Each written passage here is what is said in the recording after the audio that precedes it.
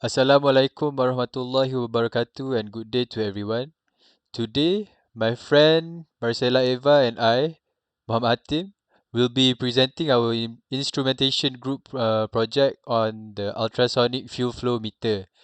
So first of all, I would like to mention my group mates, which are Stuart Douglas, Sebastian Tiong, and both me and Marcela Eva.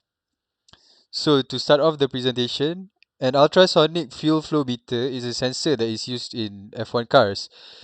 The FIA, which is the governing body for many auto racing events, such as the well-known Formula One, limits the fuel flow rate for F1 cars to be at 100 kilograms per hour.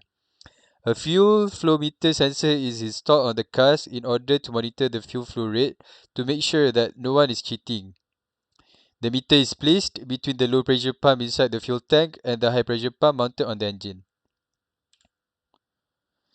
So a fuel flow meter uses ultrasonic time of flight principle to measure the velocity of fuel flowing through a straight section of fuel line.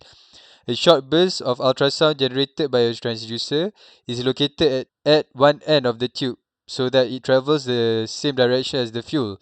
After a while, an identical burst from a transducer at the end of the tube will be sent on the opposite direction which is against the fluid flow.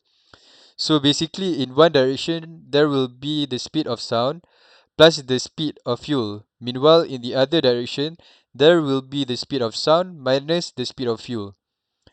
A sensor will then measure the time taken for the wave of ultrasound to hit the sensor in each of the two directions and subtracts one from the other.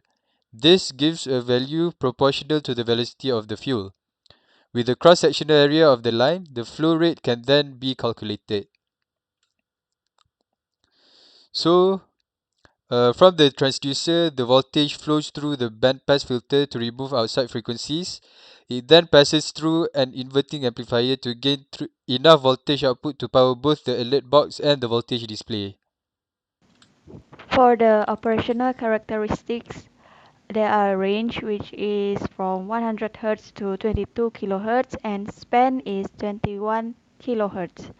Meanwhile, for the static characteristics are repeatability, which is 98% and close to 100% accuracy.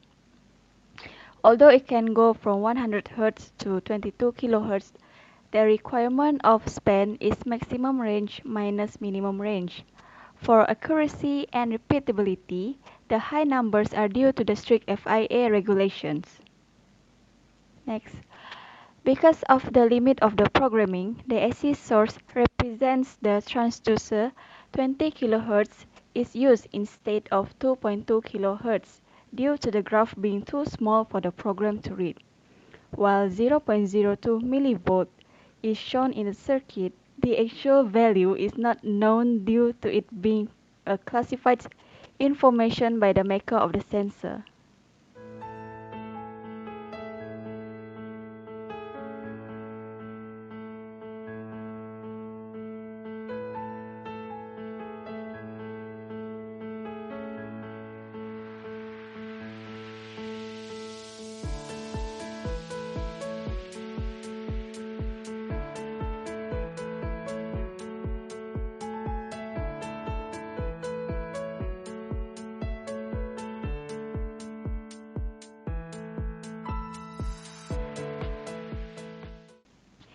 The input is 0.02 mV and the output is 600 mV.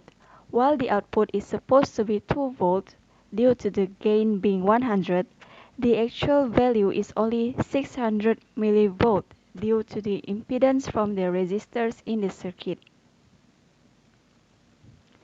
This is the combinations of both input and output values in one graph in millivolt. Hopefully you guys enjoy our presentations of the sensor. It is one of the important sensors in Formula One and play vital role to avoid cheating. Thank you.